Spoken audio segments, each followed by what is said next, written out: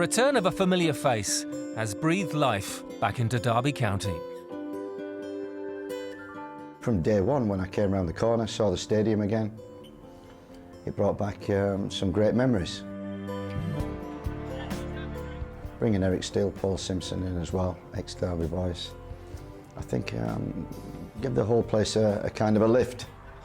Oh, he's fantastic, to be honest. Yeah, you know, he's one of the managers who likes to do the coaching side. He likes to work with players, and you know, like you say, we've got a group that are all, you know, hungry and willing to improve and get better. And you know, it's a perfect combination, really. The players are doing great, and what you're bringing back to the community, you're bringing smiles back.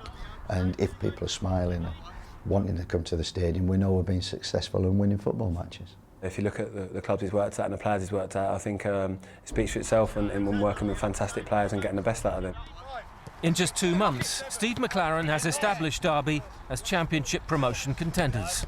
Now it's the big time, Chelsea in the Cup. Yeah, it's a big challenge for the players. You know, this is where they want to be, pitting themselves against the best, not just in this country, but in Europe, the world.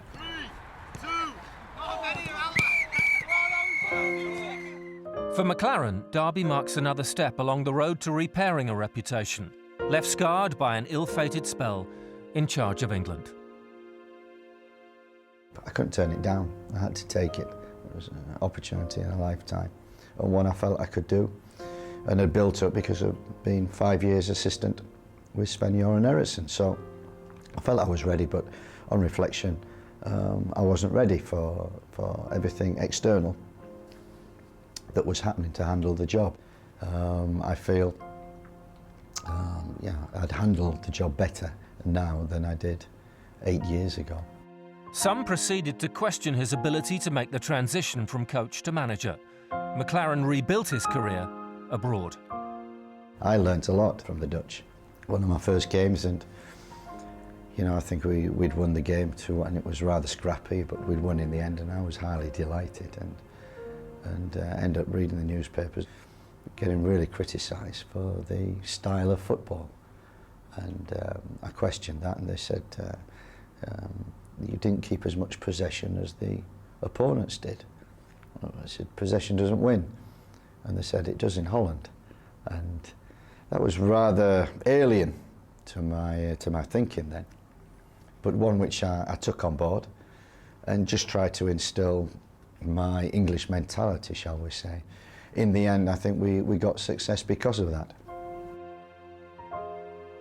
McClaren's biggest lesson came from a relationship forged during his time as an assistant to Sir Alex Ferguson. I asked advice from Sir Alex when I went from a number 2 to a number 1. It's just, you know, I said, well, don't seek conflict, whatever you do, because you'll find enough of it in a football club, which is perfectly right. And he says, don't change, be your own man, be you. Because in football, if you're not, the players soon know. Philosophical, more relaxed, Steve McClaren is back in the spotlight on Sunday as his resurgent Derby County welcome Jose Mourinho's team of world-class stars. We've got a few players who have aspirations to play in the Premier League, who have been talked about a lot off the field. And they've got a chance to show what they can do. It's a fantastic draw, you know, obviously against one of the, you know, the biggest teams in the Premier League, and if not the world. So, you know, to pit your wits against, you know, a team like that and a manager such as Jose Mourinho, it's going to be fantastic. We're excited by it. We wanted to get some excitement back into this town, get it buzzing again, and get it anticipating big games again. And what bigger game than Chelsea?